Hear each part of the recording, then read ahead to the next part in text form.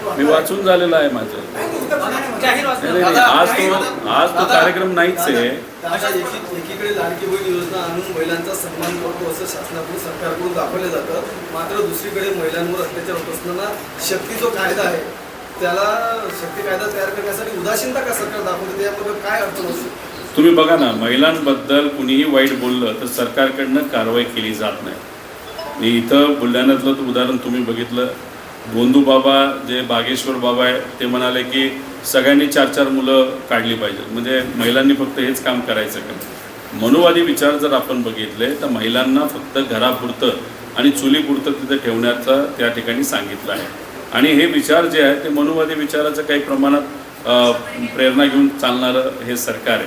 त्यामुळे इथे या महाराष्ट्रात तुम्ही जर बघितलं तर गेल्या वर्षी 50,000 महिलांवर तिथं अत्याचार झालेले, त्याच्या केसेस झालेले. त्या दिवसाला 24 रेप आपल्या महाराष्ट्रात होतं, म्हणजे एक तासाला 1. त्याच्याचबरोबर 1.5 लाखपेक्षा जास्त महिला आणि मुली या बेपत्ता झाल्या होत्या. त्यातल्या काही सापडल्या, 30-35 हजार मुली अजूनपर्यंत सापडलेल्या नाहीत. लहान मुली, म्हणजे मलाही लहान मुलगी, तुम्हालाही लहान मुली असतील, घरात असतील. पॉस्कोच्या केसेस आपल्या या महाराष्ट्रामध्ये एका वर्षात 13,000 केसेस झालेल्या आहेत. पण दुर्दैव असं सरकारकडनं तिथं कुठंच काही केलं जात नाही. सरकार फक्त म्हणतं फास्ट ट्रॅक वर आम्ही केस त्या ठिकाणी आणू. आता काल मी याला गेलो होतो आपल्या भडगावला. एका 7 वर्षाच्या मुलीवर बलात्कार तिथं 3 वर्षापूर्वी झाला. तिला दगडाली ठेचून मारलं. 3 वर्ष झालं केस चालू आहे. फास्ट ट्रॅक कोर्टमध्ये झाली, जज बदलले, पण अजूनपर्यंत त्या मुलीला न्याय मिळाला नाही. अशा अनेक केसेस आहेत. आणि मग ह्या केसेस जर वाढत असतील तर कुठं ना कुठंतरी आपल्याला ॲक्शन घ्यावी लागेल. आणि शक्ती कायदा जो आहे त्याच्यामध्ये काही असे प्रोव्हिजन्स आहेत की त्याच्यामध्ये 15 दिवसामध्ये तपास झाला पाहिजे. त्याच्याचबरोबर अजून खटल्याचा निकाल 30 दिवसात लागला पाहिजे. अपील असल्यास त्याचा निकाल 45 दिवसात देणे गरजेचे आहे. आणि प्रत्येक जिल्ह्यात, जसं बुलढाणा जिल्ह्यामध्ये सुद्धा महिलांचं एक स्पेशल कोर्ट तिथं निर्माण केलं जाईल. पण दुर्दैव असं महिलांच्या बाबतीत कुठलाही एखादा मुद्दा असेल तर सुरक्षतेचा, हे सरकार त्या बाबतीत दुर्लक्ष करते. हे दुर्दैव. पण तरीसुद्धा आम्ही माग करतो या सरकारकडे की महिला सुरक्षतेसाठी, मुलींच्या सुरक्षतेसाठी शक्ती कायदा जो खरं तर आपण पास केला होता महाविकास आघाडीने, तो परत एकदा स्पेशल अधिवेशन घेऊन पुढच्या काही दिवसात तो कायदा परत एकदा तुम्ही आणा. आम्ही पाठिंबा देऊ, अजून जास्त कडक करू. कारण का महिला आता बोलायला लागल्या की मुली पैदाच करायच्या नाही. जर इथं मुलींना आपला सेफ्टी देता येत नसेल, नाही तर त्याची कायदा व सुव्यवस्थेची आपल्याला जबाबदारी घेता येत नसेल. आणि याच्यात जर बघितलं, श्रीमंताची मुली, मोठ्यांची मुलं, नेत्यांची मुली यांना प्रोटेक्शन असतं, प्रायव्हेट सिक्युरिटी लावू शकतात. गरिबाच्या मुलांना आपल्याला सिक्युरिटी देत नाही. आपण अवलंबून असतो पोलिसांवर. पण जे काय आकडेवारी आज आपण बघतोय आणि पोलिसांवर जो काय जबाबदारी दुसरी दिली आहे, त्याच्यात असं जाणवतंय की पोलीस प्रशासन हे नक्कीच या बाबतीत कमी पडतंय. कसं बघतोय म्हणजे आता त्याच्यात 90 लाख मतदार गायब केले, 15% मतदार गायब केले. आणि मग तरीसुद्धा आपल्या ममता दिदी या -3% तिथं हरलेल्या आहेत. 100 त्यांचे आमदार निवडून आले. पण इलेक्शन कमिशन ज्या पद्धतीने तिथं काम करत होतं, त्याच्यात इलेक्शन कमिशनली स्वतः सोशल मीडियावर व्यक्त झालेत TMCचं नाव घेऊन, TMCच्या विरोधात भाजपच्या बाजूने. असे जर काय परिस्थिती तिथं असेल, दबाव. आणि एक तुम्ही समजून घ्या की वेस्ट बेंगॉलचा निकाल हा काय भाजपच्या सहजपणे बाजूला लागला असं समजू नका. TMC सरकार जे 15 वर्ष सत्तेत होतं, तमिळनाडूमध्ये DMK सरकार 10 वर्ष सत्तेत होतं, केरळामध्ये लेफ्ट सरकार म्हणजे कम्युनिस्ट सरकार 10 वर्ष सत्तेत होतं. या तिन्ही राज्यात अँटी इन्कम्बन्सी जे सत्तेत आहे, सिस्टमच्या विरोधात लोक गेली, सिस्टमच्या बाहेर काढून टाकलं, नवीन लोकांना पुढे आणलं. म्हणजे TMC पण चुका आहे, पण सगळंच काय भाजपने केलं म्हणून नाही. लोकांनी ठरवलं नवीन तिथं संधी द्यावी. कम्युनिस्ट पक्ष तिथं वीक झाला होता. दुसरा पर्याय कुठला? भाजप. तमिळनाडूमध्ये जे झालं, एक नवीन पर्याय निर्माण झाला, लोकांनी ताकद दिली. त्यामुळे असंही उद्या जाऊन या देशात आणि या महाराष्ट्रात सुद्धा घडू शकतं. कारण या देशात 15 वर्ष झालं BJPची सरकार होईल 29ला, आणि महाराष्ट्रात सुद्धा 10 वर्ष झालीच त्यांची सरकार असेल. कशाच्या बाबतीत?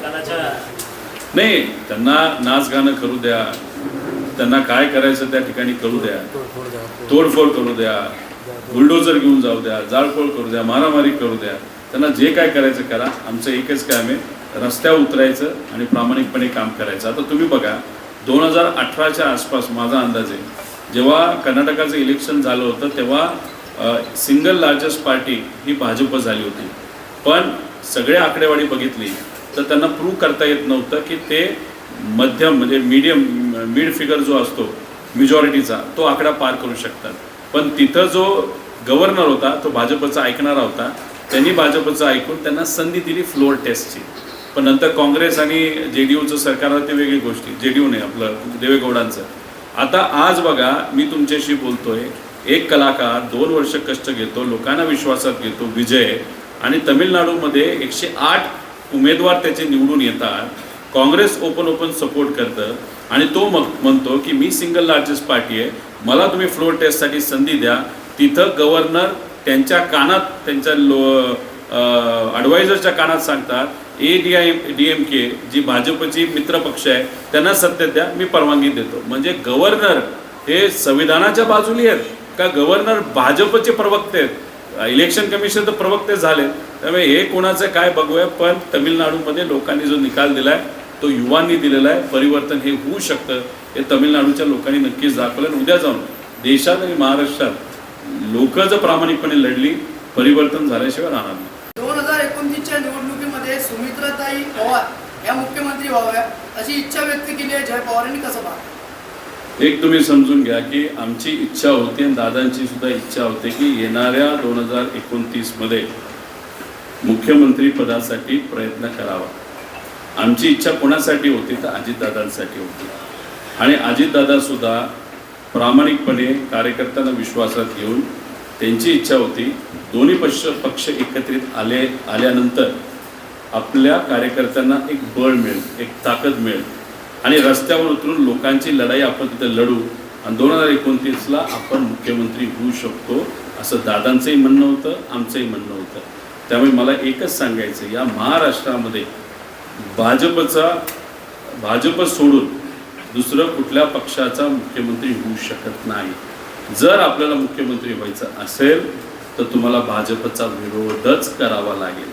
त्यामुळे दादांच्या शेवटच्या 4 महिन्यामध्ये जर आपण सर्वांनी बघितलं असेल, दादा सातत्याने भाजपच्या विरोधातच तिथं बोलत होते, लोकांच्या बाजूनी बोलत होते, विचाराच्या बाजूनी बोलत होते. त्यामुळे आपण जर कुणीही मुख्यमंत्र्याचं स्वप्न मनामध्ये ठेवत असाल ते भाजपबरोबर होणार नाही. भाजपमध्ये एखादा देवेंद्र फडणवीस साहेब मोठे नेते आहेत, हुशार आहेत, पण ते सोडून उद्या जर कुठला मुख्यमंत्री भाजपचाच झाला तो काम्याच होणार आहे. असं काय खूप विचाराचा व्यक्ती तिथं बसणार नाही आणि विरोधी पक्ष मित्र पक्षाचा कुणी मुख्यमंत्री तिथं होत नाही. तर मी त्या लेवलला तर जाऊ शकत नाही. तरी सध्या दादा तुमचा बुलढाणा येण्याचा उद्देश काय आहे? माझं जिजाऊंचं दर्शन घ्यायचं होतं, त्याच्याच बरोबर मी त्यानंतर संत श्री गजानन महाराजांचं दर्शन घ्यायचं होतं.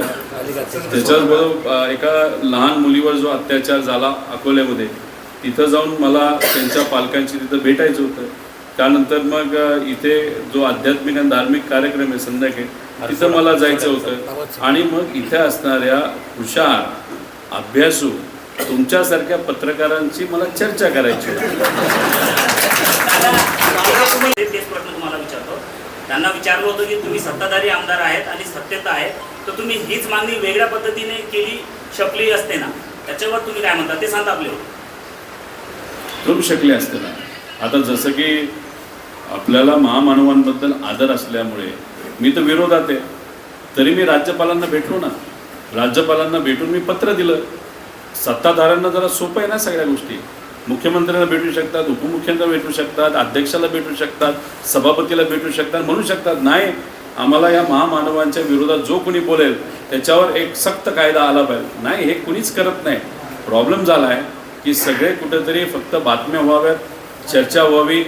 त्याचे जे काय 20-25 कार्यकर्ते जे सकाळ संध्याकाळ ते सांभाळतात, रात्री सांभाळतात, नको त्या गोष्टी त्यांना देतात, अशा लोकांना फक्त हुर्रे म्हणलं की हे मात्र त्या ठिकाणी असे लोक, असे नेते जे हवेत जातात ते दुर्दैवाने फक्त टी व्हीवरच बोलतात, कृतीतून त्या ठिकाणी काही करून दाखवतात. त्यांनी असंही म्हटलं होतं प्रकाश आंबेला की मी कोण आहे. नाही बघा, ह्याच्यासाठी आपल्याला पार्लमेंट हा एक मुद्दा आहे आणि आपल्याला सेशन हा एक मुद्दा आहे आणि त्याच्यात मुद्दा मांडून सुद्धा काय होत नसेल तर मग रस्त्यावर आल्याशिवाय पर्याय नाही. दादा